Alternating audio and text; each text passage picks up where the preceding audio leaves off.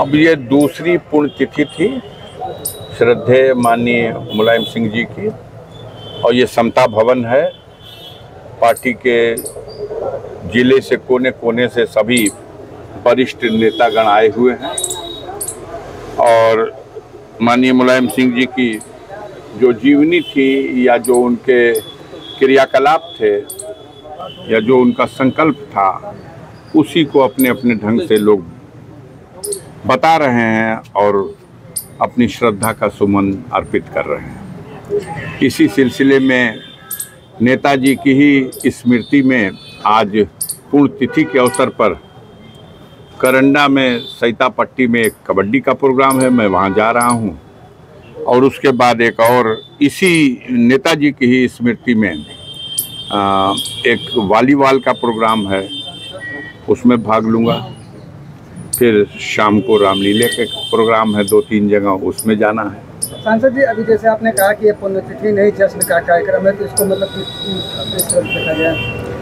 पुण्यतिथि का कार्यक्रम यानी माननीय नेताजी को ये तिथि हम उनको याद कर रहे हैं। पार्टी के लोग उनके रास्तों को संकल्प ले रहे हैं कि उस पर हम चलेंगे।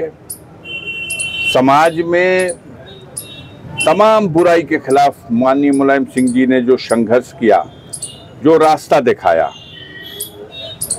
उस रास्ते पर चलने के लिए संकल्प लेना है।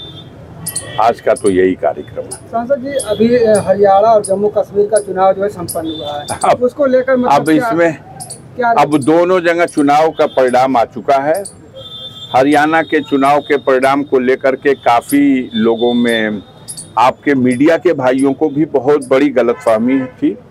तो ये हो रहा है कि वहाँ कुछ गड़बड़ियाँ भी हुई हैं, उसकी जांच के लिए मांग हुई है, देखिए। और जम्मू कश्मीर में बीजेपी को तो मात खानी पड़ी है। यहाँ बीजेपी तीसरी बार बनाने में सफल हुई है, लेकिन जनरल तौर से मैंने जो देखा, वोट का जो प्रतिशत है वो 1% के भी कम अंतर पर कांग्रेस सरकार बनाने से विफल हो गई।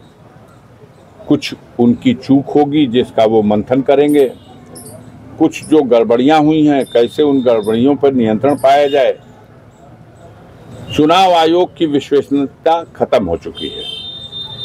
बहुत सी चीजें ऐसी हैं। सांसद जी, जैसे अभी आपने कहा जो कमी जो है, तो क्या छोटे दलों को कांग्रेस ने अपने में समाहित नहीं किया, इस कारण से? हम कमेंट नहीं कर पाएंगे, या हमारे नेता से पूछिए, हम नहीं कमेंट कर पाएंगे। हम पॉलिसी मैटर पे नहीं बोल सकते। यूपी में भी चुनाव होना है, उपचुनाव होना है, इसके लिए पूरी तरह से समाजवादी पार्टी तैयार है। 6 सीटों के लिए कैंडिडेट आ गए हैं, 6 सीटों के लिए भी नाम तय हो रहे हैं, जल्दी ही वो भी आएंगे। चूंकि अभी तिथि की भी घोषणा नहीं है। अब पूरी ऊर्जा के साथ समाजवादी पार्टी ये चुनाव लड़ेगी। समाजवादी पार्टी ने अपने संगठन के माध्यम से 2027 से पहले उत्तर प्रदेश में एक ऐसा माहौल बना लेने में अपने आप को सक्षम कर लिया है कि अगली बार इस सत्ता का पतन निश्चित है और समाजवादियों के नेतृत्व में सरकार बनेगी। बीजेपी भी यही मान ले कि जो हरियाणा का चुनाव परिणाम वही उत्तर प्रदेश में आएगा। तो जो परिणाम आया था 2024 में, हम बात कर रहे हैं आपसे, आज से 3 महीना पहले जो परिणाम आया, उस परिणाम में आप तो नहीं दिखाते कि बीजेपी को उत्तर प्रदेश में 403 विधानसभा सीटों में मात्र 137 विधानसभा सीटों में लीड मिली, और उसके बरक्स उसके विपरीत जो इंडिया गठबंधन था उसको 266 सीटों पर लीड मिली है। ये अपने आप में स्वतः सबसे बड़ा प्रमाण है कि 266 सीटों पर अभी लोकसभा के चुनाव में जो 43 सीटें निकली हैं लोकसभा की, उसमें विधानसभा की 266 सीटें हैं। और जो भाजपा के लोग हाउस में बैठे हुए हैं, उसमें 144 लोग ऐसे हैं जो अपने क्षेत्र में से भी हार के गए हैं, आपके जिले में भी हैं, जो विधानसभा में 45,000 से जीत के गए थे। और आप देख लीजिएगा तो इस समय 16,000 से वो हार चुके हैं इसी लोकसभा के चुनाव में। तो वो आने दीजिए समय, स्थिति सामने आ जाएगी। धन्यवाद। ये निकाल लीजिए।